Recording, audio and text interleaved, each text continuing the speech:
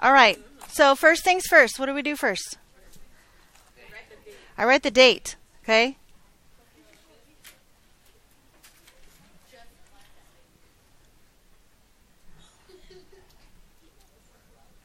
Now, what's really weird is if I have to use this lesson next year or something, they're going to see the date and it's probably not going to be that date. Or if it would be really weird if it was that date and they're like, what? That would be fun. Okay? Okay, so let's think about this for just a second. Okay? You already know what that means. And I know we've already had a discussion about it, but this is where we need to start today. Okay? What is that, first of all? Absolute value of x, right? What does absolute value mean? How far away it is from 0. Okay? Now, some people think it means always positive. And that's not wrong. It's just not quite mathematically accurate. Like, we could do better. Does that make sense? So let's do better. Okay?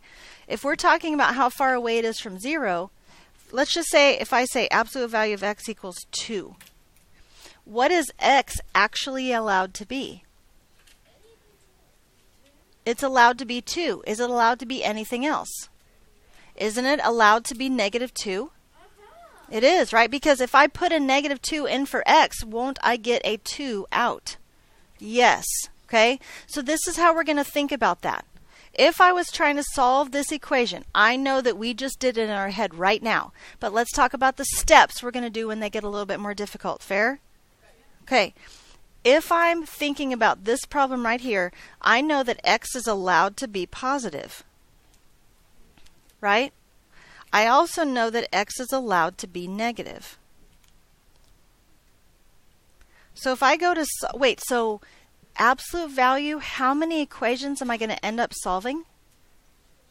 2, every time. Every time I got to solve 2. With one exception. What's the one exception? If it equals what? 0. Yeah. If x equals 0, then negative x is also going to equal 0. You're going to get one answer. But you know, because you know what the absolute value graph looks like that, okay, we might get 2 answers. Yeah? Okay.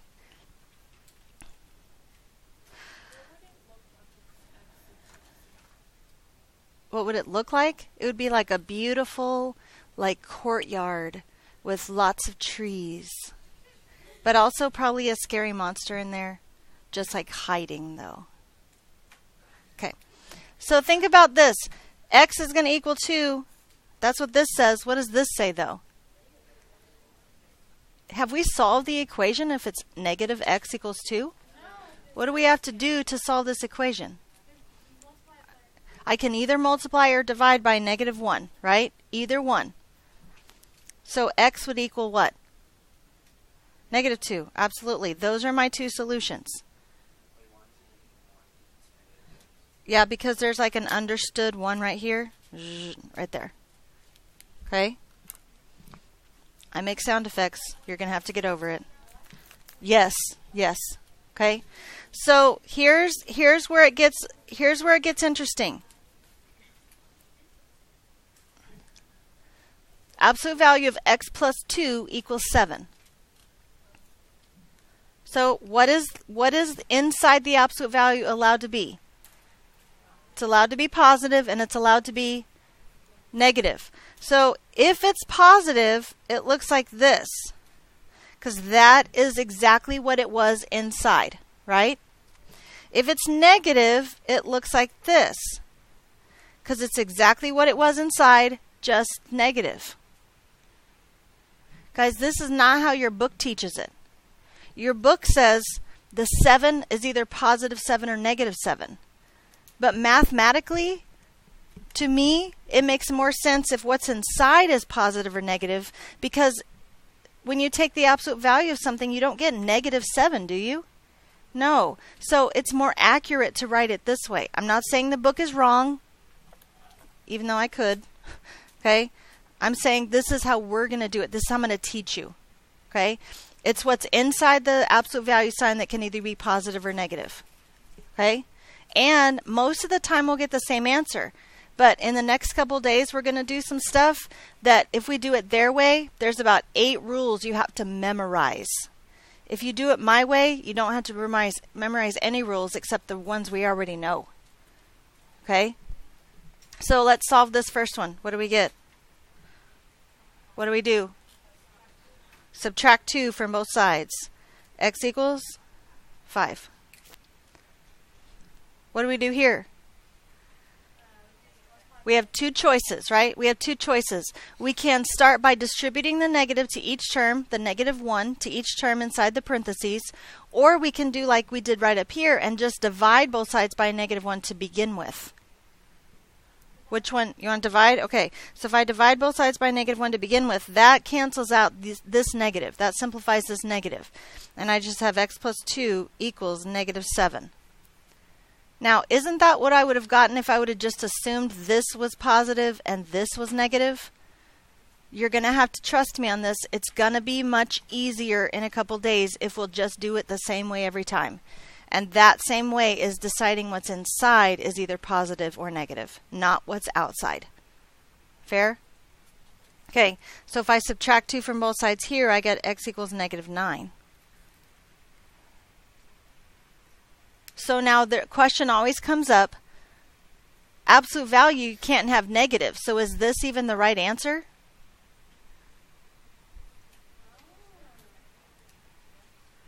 Guys, substitute it in. What is -9 plus 2? -7. What's the absolute value of -7? 7. Does 7 equal 7? Then does this solution work to make this equation true? Yes. So what's happening there is people are confusing the fact that the definition of absolute value is the distance of 0 and you can't have negative numbers to what our solutions are and how they represent the answer to this problem. See the difference? Yes? Okay.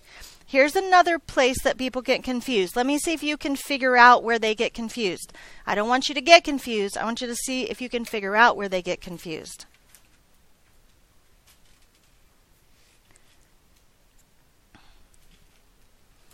That's the problem. So what do you think we write first?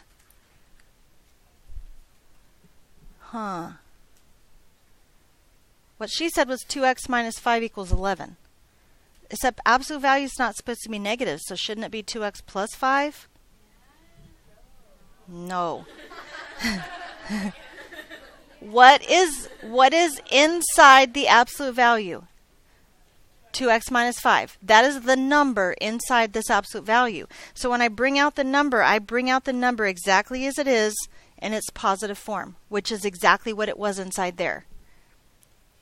Then I bring out the number exactly as it is in its negative form, which I do by adding that negative with the parentheses. It's not just a -2, right? It's a negative whole number that was in there, and that equals 11. Does that make sense? I don't just start randomly changing signs. That's dumb. Okay? Now all we have left to do is solve this, and I'm pretty sure you guys are okay with that, but I will check and make sure. I added 5 to both sides. I get 2x equals 16, and then I divide both sides by 2, and I get x equals 8. Algebra.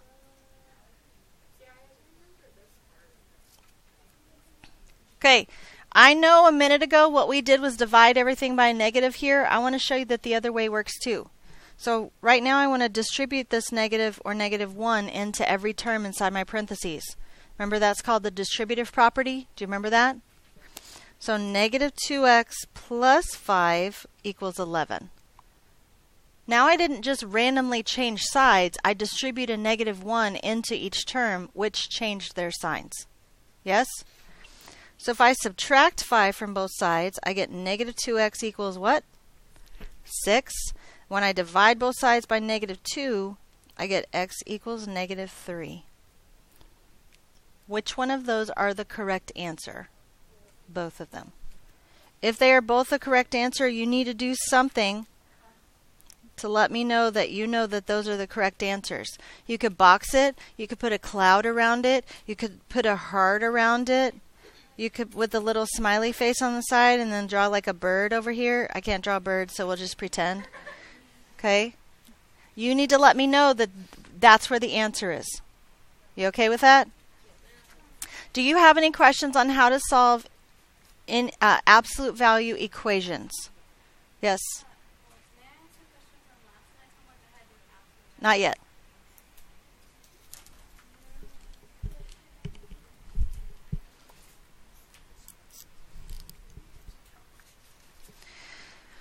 Okay, now I have to throw a wrench in things. You ready? It's just a little tiny wrench, though. Like a really small one.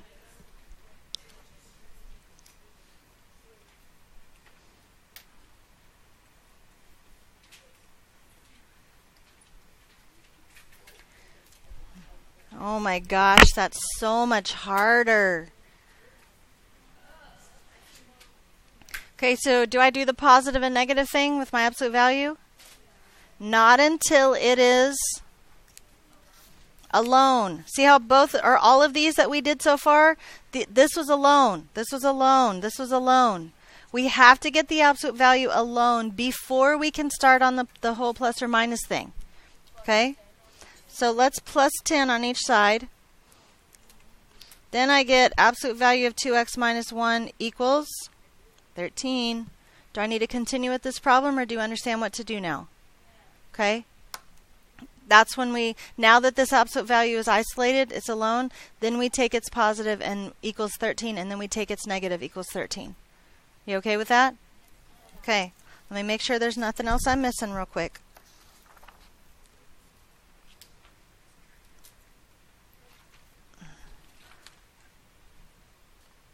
Let's see. What page is that? 21.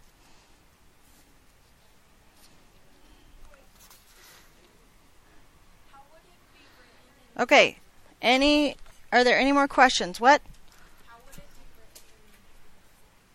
This one? Well, let's just finish it real quick. 2x minus 1 equals 13. Negative 2x minus 1 equals 13. If I solve this one, I add 1 to both sides and get 2x equals 14. So x equals 7. What did you do on this side? Did you distribute your negative, or did you divide by negative 1? Okay.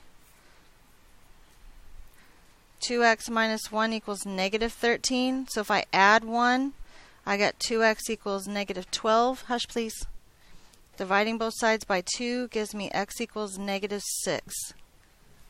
Now, I have to be honest with you real quick. I've done a very poor job of something. I did it once, and then I didn't do it again. And I need to make sure that you understand that there is literally no way you should get these wrong. Because once I get an answer of 7, I go back here. What's 2 times 7? 14 minus 1. What's the absolute value of 13? 13 minus 10? Well, that's right. Negative 6. 2 times negative 6? Negative 12 minus 1. Absolute value of negative 13. 13 minus 10 is 3. You should substitute these answers in after every problem to check and make sure you got it right. Okay?